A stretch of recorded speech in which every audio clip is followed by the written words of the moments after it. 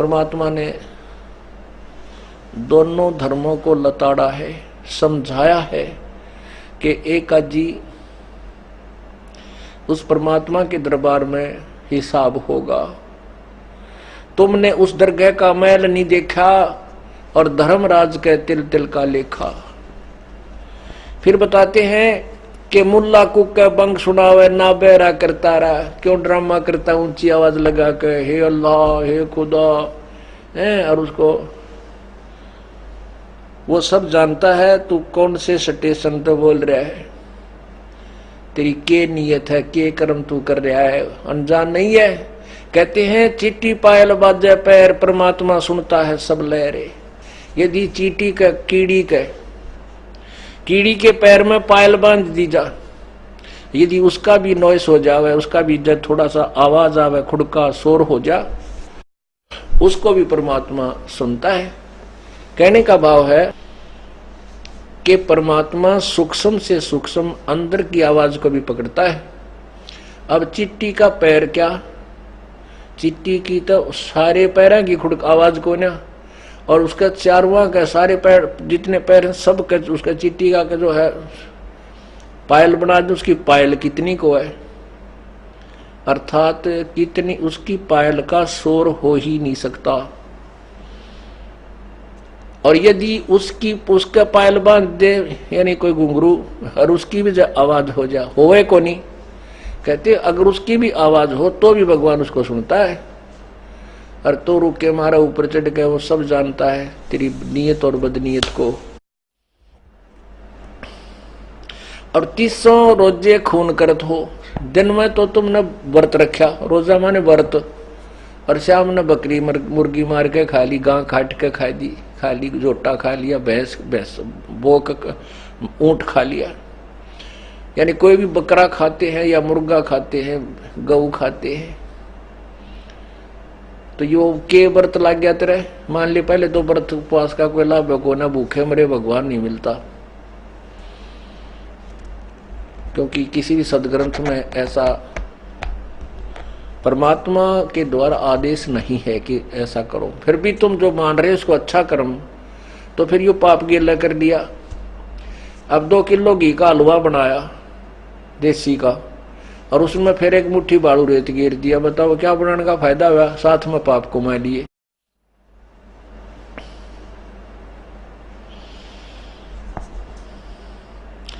उसी प्रकार परमात्मा हिंदुओं के नकली ऋषियों महर्षियों और ये नकली गुरुओं को समझा रहे हैं, कह रहे हैं वेद पढ़े पर भेद न जान, ये बाँचे पुराण 18, जड़ को अंधा पत्ते खोआ वह भूल गया सिरजनहारा।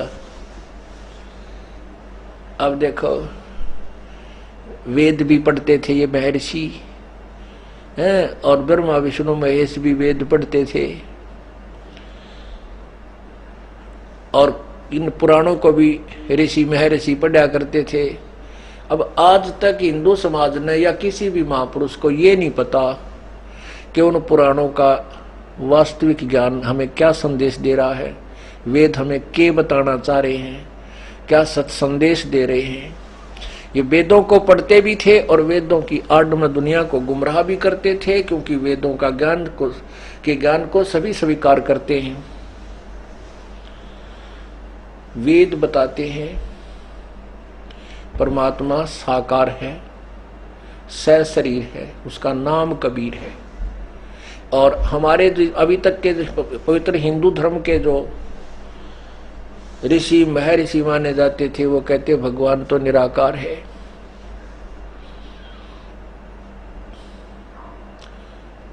और अन्य ये भी एक विशेष उनकी धारणा है कि परमात्मा जो का तो कर्म देता है, वो किसी भी कर्म में परिवर्तन नहीं करता, प्रारब्ध तो भोगना ही पड़ता है।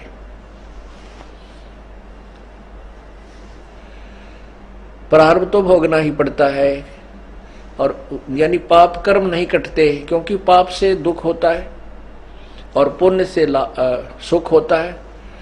तो पाप नहीं काटता भगवान, पाप क्षमा नहीं करता, और यजुर्वेद अध्याय नंबर 8 के मंत्र 13 में 6 बार लिखा है कि परमात्मा गौर पाप को भी काट दे। और किसी भी वेद या गीता में नहीं लिखा कि एक पत्थर की मूर्ति बनाकर उसका फूल और उसका भोजन भाजन रख के उसको भोजन खिलाओ, भोग लगाओ। तुमने वेद के पढ़ा? वेद पढ़े पर भेद न जान, ये बांचे पुराण 18। अर्जड़ को अंधा फिर पान खवावे, बिसरे सिर दिन हारा। वेद पढ़े और ये उल्टी साधना पर ला रखे सभी लाग रहे, पत्थरों की मूर्ति बनवा के उनका भोग लगाओ, उन पत्ते फूल फल फूल चढ़ावे। तेरा गजब। अंधे माने ज्ञानहीन।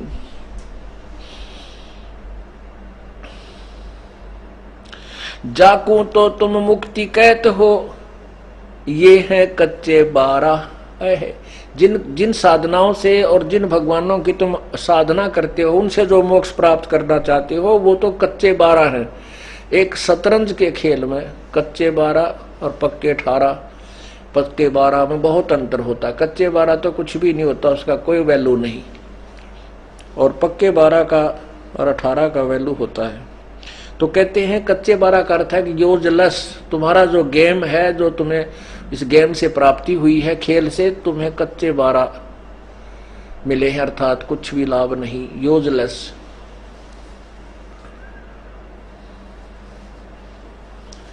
और मांस मछलियां खाते पांडे, तुम्हारा किस भी तरह आचारा।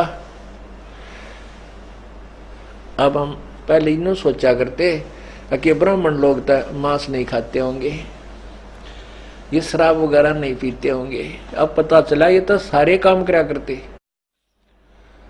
ये दास एक बार जगन्नाथ के मंदिर की यथार्थता को जानने के लिए 5-7 भक्तों को साथ लेकर के वहां गए। तो वहां एक गाइड मिला हमें, पंडित जी, लंबा चोटा, तिलक ला रखी है।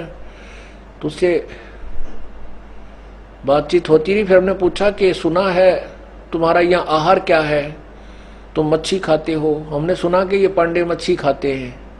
तेरा गजब हो ये। मैंने उससे, अब हमने पूछा कि तुम यहाँ मच्छी खाते हो, बोला और क्या खाएं, यहाँ पर मच्छी खानी पड़ती है। अरे तेरा गजब, तुम मच्छी खाओ और औरों को मोक्ष करने के लिए संदेश दे रहे हो।